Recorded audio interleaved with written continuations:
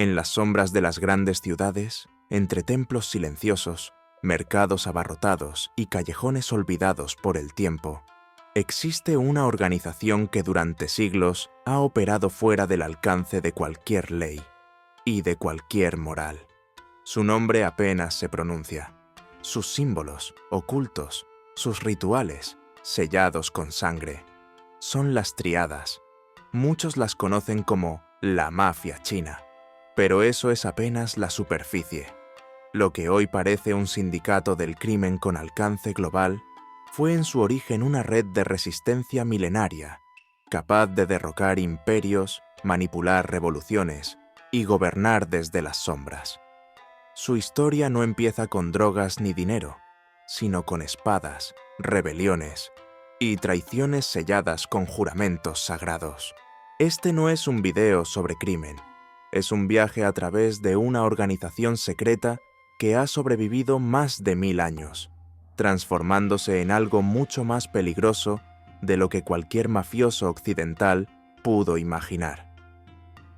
En los próximos minutos, revelaremos cómo se gestó esta hermandad clandestina, cómo logró infiltrarse en gobiernos, ejércitos, sistemas financieros y hasta en la industria del cine. Seguiremos su expansión por Asia, Europa y América y entenderemos por qué incluso hoy siguen operando. Prepárate para adentrarte en una historia de sangre, poder, conspiraciones y códigos secretos. Hoy descubrirás lo que nunca te contaron sobre las tríadas. Para entender a las tríadas, primero hay que entender el alma de China. Durante siglos, el emperador fue considerado un hijo del cielo. Gobernaba con autoridad absoluta, pero esa autoridad no era eterna, dependía de su virtud. Si su conducta se degradaba, el mandato celestial podía ser retirado, y entonces el pueblo tenía no solo el derecho, sino el deber de rebelarse.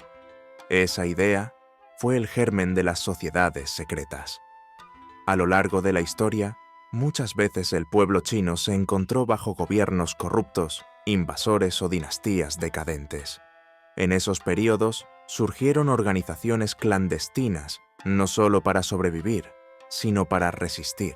Una de las más antiguas fue la Sociedad de las Cejas Rojas, formada en el año 25 después de Cristo, reconocible porque sus miembros se pintaban las cejas con sangre antes de entrar en combate. Lucharon contra usurpadores y devolvieron el trono a la dinastía Han. No fueron simplemente rebeldes, eran restauradores de un orden justo. Pero con el paso del tiempo, la resistencia dio paso al crimen. Las sociedades secretas empezaron a operar al margen del poder, y también del bien. Según la leyenda más difundida, las tríadas nacen de una traición. Un emperador de la dinastía Ming abandonó sus deberes, entregado al placer y la corrupción. Mientras el imperio se desmoronaba, los manchúes avanzaban y tomaban el trono. Algunos funcionarios fieles intentaron resistir. Fallaron, fueron ejecutados. Solo unos pocos escaparon. 5 monjes Shaolin, sobrevivientes de una masacre, juraron vengar la caída del imperio. Huyeron, se ocultaron, y desde la clandestinidad fundaron una nueva hermandad, un símbolo de resistencia contra los invasores. Esa hermandad fue el embrión de lo que más tarde se conocería como las tríadas, una red secreta, juramentos de sangre, rituales místicos y una misión: devolver el poder al pueblo chino. Aunque sus métodos cambiaran con los siglos, ese ideal nunca desapareció. Pero lo que comenzó como una lucha espiritual contra la injusticia, pronto se convertiría en algo mucho más oscuro. A medida que la dinastía Qing consolidaba su poder en China, la vida del ciudadano común se volvía insoportable. Gobernadores corruptos, hambrunas, impuestos desmesurados. El pueblo necesitaba protección. Y entonces, las sociedades secretas resurgieron, no como guerreros, sino como salvavidas. Agricultores, tejedores, comerciantes, comenzaron a reunirse en gremios. Lo que en apariencia eran asociaciones profesionales, en realidad eran redes de ayuda mutua para sobrevivir bajo un régimen que los había abandonado. Pero algo cambió. Muchos de esos líderes locales no eran campesinos, sino antiguos aspirantes a burócratas que habían fracasado en los exámenes imperiales. Eran hombres cultos, instruidos, pero resentidos con el sistema. Usaron sus conocimientos para transformar estos gremios en células organizadas con estructura jerárquica, ritos secretos y objetivos políticos. Y cuando esos objetivos no se podían alcanzar con palabras, se usaron cuchillos. Las antiguas logias se multiplicaron, se dividieron, se infiltraron en todo: puertos, aldeas, caravanas de comercio. Algunas mantuvieron su rostro benéfico, otras se entregaron de lleno al crimen. El dinero empezó a fluir. Las cuotas de entrada se dispararon. Las donaciones se convirtieron en extorsiones. Las casas de acogida se transformaron en fumaderos de opio y burdeles. Y así, poco a poco, el ideal de resistencia fue sustituido por el deseo de control. La violencia se volvió inevitable. Las nuevas organizaciones, ya sin intención de derrocar a la dinastía Qing, se aliaban con comerciantes, contrabandistas, funcionarios y jueces corruptos. En varias ciudades, sus tribunales paralelos eran más respetados que los del propio gobierno imperial. Para mediados del siglo XIX, las tríadas no eran ya una amenaza fantasmal. Eran un segundo gobierno, un estado dentro del estado. Durante las guerras del opio, las tríadas aprovecharon el caos. Tomaron barrios enteros, controlaron puertos, impusieron sus leyes. Los funcionarios imperiales, temerosos o directamente afiliados, no se atrevieron a intervenir. Pero esto no era el final, era solo el principio. Pronto, las tríadas no solo manejarían el crimen, empezarían a decidir quién gobernaba China. China ardía. La dinastía Qing se desmoronaba entre guerras, invasiones extranjeras y levantamientos constantes. Mientras tanto, las tríadas ya no se ocultaban. Algunas ciudades estaban enteramente bajo su control. Cobraban impuestos, administraban justicia, suministraban protección y miedo. Fue entonces cuando apareció una figura que lo cambiaría todo: Sun Yat-sen, el padre de la China moderna. Sun no era un mafioso, era un revolucionario, un visionario, pero también entendía una verdad ineludible. Si quería derrocar al imperio Qing, necesitaría algo más que ideales.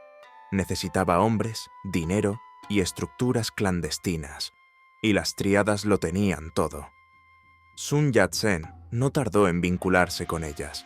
Desde joven fue admitido en sociedades secretas como la Sanyi Hui, conocida como la Sociedad de las Tres Armonías, una de las bases históricas de las tríadas. Años más tarde, fundaría su propia organización con una estructura casi idéntica: jerarquías, iniciaciones, lealtades selladas con sangre. Su objetivo era claro: destruir el viejo orden, y para eso las tríadas fueron clave. Con su apoyo, Sun organizó levantamientos, conspiraciones, atentados. Aportaron armas, soldados y rutas seguras. Las redes que antes distribuían opio, ahora distribuían manifiestos revolucionarios. Las mismas manos que controlaban burdeles y apuestas sostenían banderas de libertad. En 1911, después de años de lucha y exilio, el imperio Qing cayó. Sun Yat-sen proclamó la República de China. Pero la victoria no trajo orden, trajo caos. China quedó fragmentada en manos de señores de la guerra. La revolución no resolvió los problemas, solo los transformó. Y las tríadas, lejos de retirarse, aprovecharon el nuevo vacío de poder para expandirse aún más. Sun intentó controlar la situación, pero murió en 1925 sin haber unificado el país.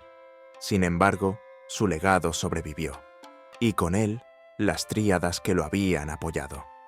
Muchas de ellas recompensadas con cargos públicos, contratos estatales y protección oficial.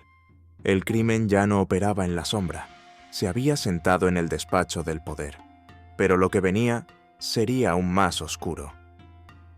Tras la muerte de Sun Yat-sen, el destino de China quedó en manos de un hombre tan ambicioso como implacable, Chiang Kai-shek.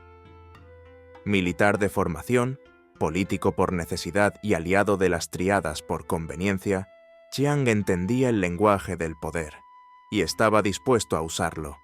Su ascenso no fue limpio, no fue legal, fue estratégico, y para lograrlo se apoyó en los jefes más peligrosos del submundo de Shanghái.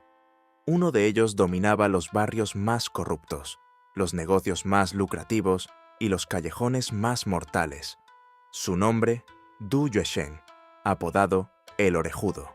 Du era el amo de Shanghái. Controlaba el opio, los prostíbulos, los casinos y la policía. Su organización, la Banda Verde, era una triada con miles de miembros y recursos casi ilimitados, y no respondía ante nadie, salvo ante sí misma. Pero cuando Chiang Kai-shek lo llamó, Du no dudó. La alianza fue inmediata y total. Du aportó dinero, hombres, inteligencia y, sobre todo, violencia. Con su ayuda, Chiang limpió las calles de comunistas y enemigos políticos. Las purgas fueron brutales. Miles murieron, muchos desaparecieron. La política y el crimen se fusionaron. A cambio, Du Yuesheng fue recompensado con acceso directo al gobierno. Fue nombrado general del ejército. Controló bancos, recibió concesiones comerciales y su poder se volvió institucional. Shanghái era su reino y Chiang Kai-shek su protector. Juntos crearon el Banco de los Barones del Opio, una fachada para lavar dinero a gran escala. Juntos emitieron bonos gubernamentales y usaron a las triadas para forzar su venta. Juntos crearon la Oficina Nacional Antiopio, que en lugar de eliminar la droga, concentró su control en manos de sus aliados. Todo estaba pactado, todo estaba vendido. La corrupción alcanzó niveles delirantes. Las triadas dejaron de ser bandas, eran ya consorcios criminales con alcance internacional, y la complicidad con el Estado chino les dio un blindaje inédito. Pero esta época dorada no duraría para siempre. La historia se acercaba a un nuevo punto de quiebre, y los enemigos de Chiang no se quedarían de brazos cruzados. La alianza entre Chiang Kai-shek y las triadas reinó durante 2 décadas, pero la historia no perdona las debilidades. Mientras el país se desangraba entre corrupción, guerras internas y adicciones fomentadas por su propio gobierno, una nueva fuerza crecía en las sombras: el comunismo.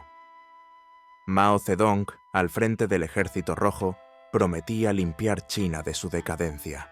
Su revolución no solo apuntaba contra los señores de la guerra, también iba directo al corazón del crimen organizado. Y cuando los comunistas finalmente tomaron el poder, en 1949, empezó la cacería. Las triadas fueron prohibidas, sus líderes ejecutados, sus propiedades expropiadas, los burdeles cerrados, el opio eliminado. Las prisiones se llenaron, las cabezas rodaron. La mayoría de las sociedades secretas fueron disueltas por la fuerza. Los pocos que sobrevivieron huyeron y encontraron un nuevo refugio: Hong Kong. Bajo dominio británico, la colonia ofrecía algo que no existía ni en la China comunista ni en la desgarrada Taiwán: un lugar con libertad comercial, leyes flexibles y una autoridad dispuesta a mirar hacia otro lado. Hong Kong se convirtió en tierra fértil para el renacer del crimen organizado. Las triadas, dispersas y fragmentadas, comenzaron a reagruparse. Algunas importaron sus viejas estructuras, otras se adaptaron a un nuevo mundo, más pragmático, más violento. Las luchas internas fueron feroces, calles divididas, sangre derramada por territorios, y tras años de conflictos, 8 grandes sociedades emergieron como dominantes. Entre ellas, una brillaba con especial intensidad: la 14K. La 14K no era solo una banda, era un imperio. Bajo su nombre se organizaban cientos de logias independientes, cada una con su propio jefe, pero unidas por un mismo símbolo. Como una franquicia criminal, se expandieron por los barrios más pobres, infiltraron los mercados más rentables y corrompieron desde las calles hasta las oficinas del poder. Mientras en China el comunismo borraba todo rastro del crimen organizado, en Hong Kong las tríadas florecían. Y lo harían durante las siguientes décadas, a plena luz del día. Hong Kong era una ciudad en expansión, miles de inmigrantes, negocios floreciendo, dinero moviéndose sin descanso. Pero bajo ese crecimiento vertiginoso, las tríadas tejían su red. Ya no eran solo organizaciones criminales, se habían convertido en estructuras económicas. Controlaban los barrios populares, los muelles, los sindicatos de taxistas, las obras públicas, las rutas de contrabando y, por supuesto, el tráfico de drogas. La heroína fue su mina de oro. Desde las selvas de Myanmar y Laos, las tríadas adquirían base de morfina. La procesaban en Hong Kong y la convertían en heroína número 4, lista para ser inyectada. Parte se vendía localmente. El resto cruzaba océanos. Estados Unidos, Europa, Sudeste Asiático. La distribución era precisa, la logística, militar, los contactos, inquebrantables. La policía local sabía lo que ocurría, pero muchas veces también formaba parte del sistema. Y mientras las drogas corrían por las venas de la ciudad, las tríadas extendían su influencia a otro frente inesperado, el cine. Durante los años 80 y 90, Hong Kong se convirtió en uno de los mayores centros de producción cinematográfica del planeta. Pero detrás del glamour y las luces, las tríadas manejaban los hilos. Productores eran extorsionados, rodajes interrumpidos, actores amenazados. Quien no aceptaba las condiciones era silenciado.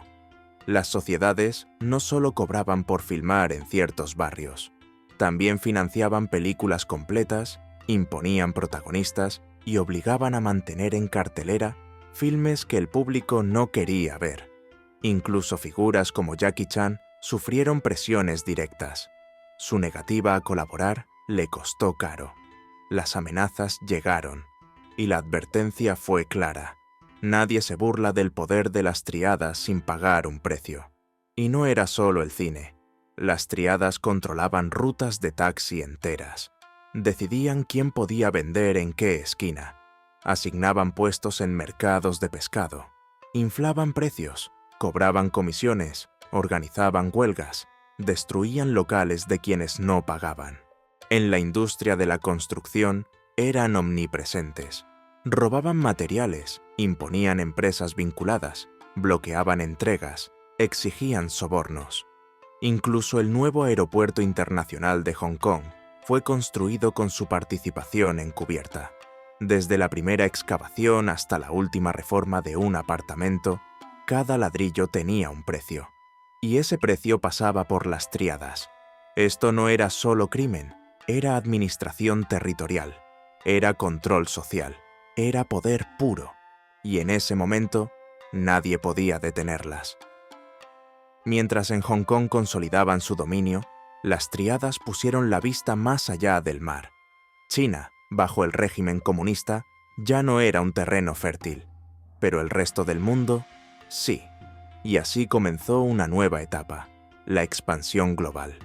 Durante décadas, millones de emigrantes chinos abandonaron su país buscando una vida mejor. Se instalaron en Tailandia, Malasia, Indonesia, Vietnam y más tarde en Europa, América del Norte, Australia. Y las tríadas los siguieron. En el sudeste asiático, las tríadas se integraron con rapidez. Controlaban puertos, redes de prostitución, distribución de drogas y comercio ilícito. En países como Malasia, incluso compitieron con organizaciones locales islamizadas, librando auténticas guerras subterráneas por el control del mercado negro. Pero sería en Europa y Estados Unidos donde el fenómeno alcanzaría otro nivel. En los Países Bajos, los puertos de Róterdam y Ámsterdam se convirtieron en centros neurálgicos del tráfico de heroína. La comunidad china local fue absorbida por logias establecidas que actuaban con una precisión quirúrgica. Compraban, procesaban y distribuían droga a través de redes invisibles. Ningún gramo se movía sin su autorización. En Estados Unidos, las tríadas se asociaron con bandas locales y mafias italianas. El barrio chino de Nueva York se convirtió en campo de batalla. Extorsión, apuestas, tráfico humano. Nada escapaba a su radar. Las redes de inmigración ilegal eran especialmente lucrativas. Miles de personas cruzaban fronteras bajo promesas falsas, endeudadas con las tríadas de por vida. Algunos terminaban en restaurantes o talleres, otros en la prostitución o la mendicidad, todos bajo control. Y con cada paso que daban, las tríadas avanzaban un poco más. Los gobiernos occidentales tardaron años en entender la magnitud del problema, porque las tríadas no operaban como los cárteles mexicanos ni como la mafia siciliana. No había una figura central, no había guerra abierta, solo una red de células independientes, interconectadas, pero autónomas, una franquicia criminal global. Y aunque se les han asestado golpes importantes, sus tentáculos siguen activos en decenas de países, a veces disfrazados de empresarios, otras veces como ciudadanos comunes, pero siempre operando, siempre conectados. Las tríadas no emigraron, se internacionalizaron, y su red, tejida durante siglos, ahora abarca el planeta entero. Muchos creen que las tríadas son cosa del pasado, que desaparecieron con las viejas generaciones, que la globalización y la tecnología las volvieron irrelevantes. Están equivocados. Las tríadas no han desaparecido, solo han cambiado de piel. Las estructuras antiguas, como la Gran Logia, el Maestro de la Montaña, el Bastón Rojo, el Maestro del Incienso, han sido en gran parte desmanteladas.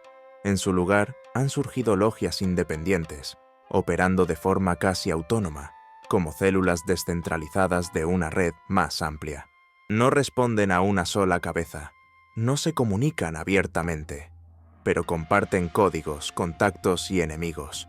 Es una organización sin rostro, pero con cientos de ojos. Los rituales también han cambiado. Ya no duran horas. Hoy, una iniciación puede tomar apenas 15 minutos.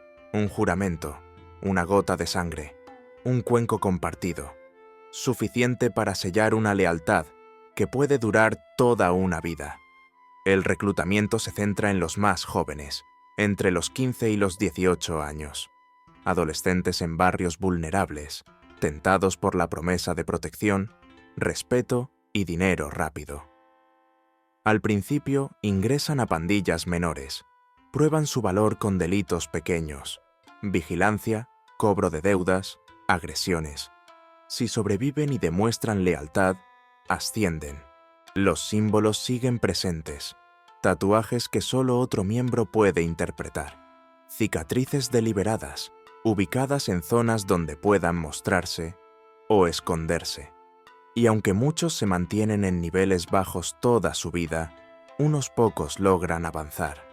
Llegan a controlar brigadas, asumir funciones clave, recaudar cuotas de entrada, manejar redes de extorsión. Pero no todos son delincuentes. La gran mayoría de los miembros de las tríadas no participa directamente en el crimen violento. Algunos son pequeños comerciantes que pagan por protección. Otros, empleados comunes atrapados por una deuda. Hay médicos, abogados, policías, incluso funcionarios públicos, todos vinculados por conveniencia, miedo o ambición. Las tríadas no son simplemente bandas, son redes sociales subterráneas. Cualquier persona útil es bienvenida, no importa si empuña un arma o firma un contrato. Y esa es su verdadera fortaleza. Mientras otras mafias dependen del terror, las tríadas dependen de la conexión. Están en todas partes, invisibles, discretas, letales. Las tríadas ya no dependen del opio ni de la heroína para sobrevivir. Hoy, su negocio principal es la diversificación. Drogas sintéticas, extorsión empresarial, usura, tráfico de personas, apuestas ilegales, fraude digital y participación directa en industrias completamente legales. Nada queda fuera de su alcance. Las drogas han evolucionado. La heroína, que dominó durante décadas, ha sido desplazada por sustancias sintéticas, metanfetamina, MDMA, ketamina. Son más baratas de producir, más fáciles de transportar y mucho más rentables. Las tríadas operan como intermediarios, controlan laboratorios, financian redes de distribución, corrompen funcionarios, protegen cargamentos. Parte de la producción se consume localmente. El resto viaja por rutas cuidadosamente trazadas hacia Japón, Australia, Europa y cada vez más, América Latina. Pero las drogas no son su única fuente. La extorsión sigue siendo una de sus herramientas más lucrativas y frecuentes. Un restaurante abre sus puertas en un barrio determinado. A los pocos días llegan los emisarios de la sociedad local. No piden permiso. Ofrecen protección. Si el dueño acepta, paga una cuota mensual y trabaja en paz. Si se niega, las consecuencias son sutiles pero devastadoras. Clientes acosados, proveedores que no entregan, sabotajes menores. Lo justo para destruir la rentabilidad sin llamar demasiado la atención. A veces, el empresario termina pagando a dos tríadas distintas, una por protección y otra para que abandone la disputa por el territorio. Incluso los vendedores callejeros, taxistas y pescadores están obligados a entregar parte de sus ingresos. No por miedo, sino porque ese es el sistema. Y si se rehúsan, pierden el acceso a sus rutas, sus puestos, sus clientes.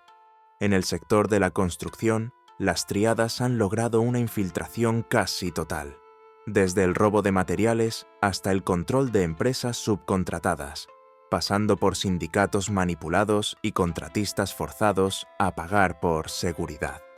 Incluso después de la entrega de las viviendas, las sociedades imponen qué compañías realizarán las reformas interiores.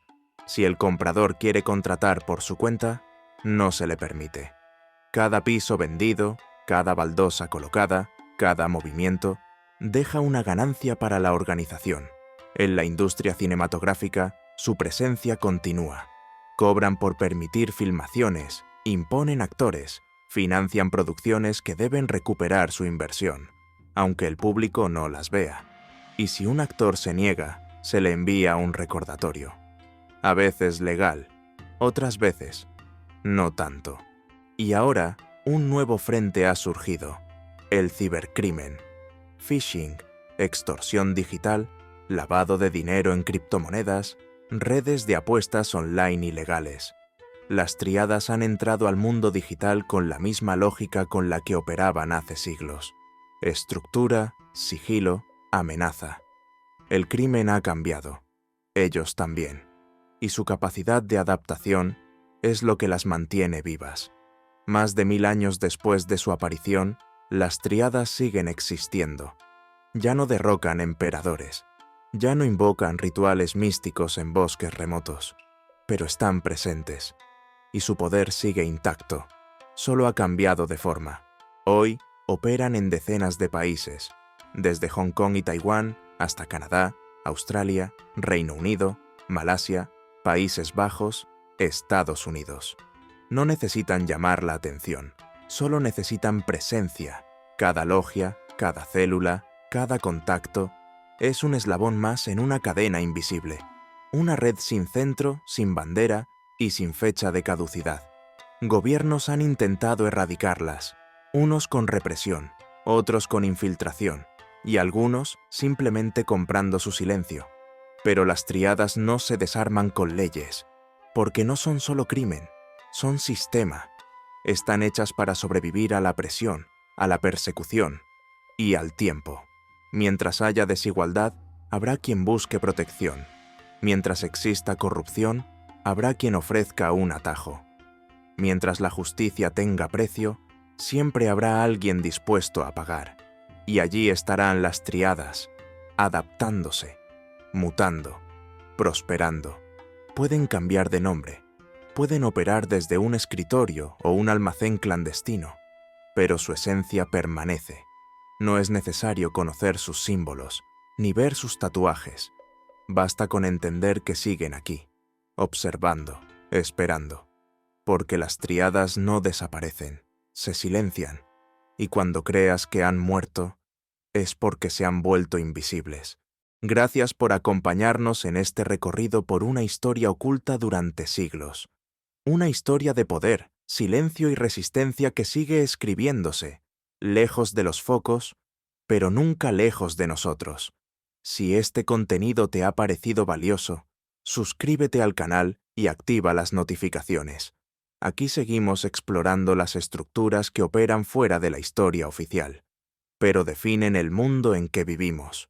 Nos vemos en el próximo episodio.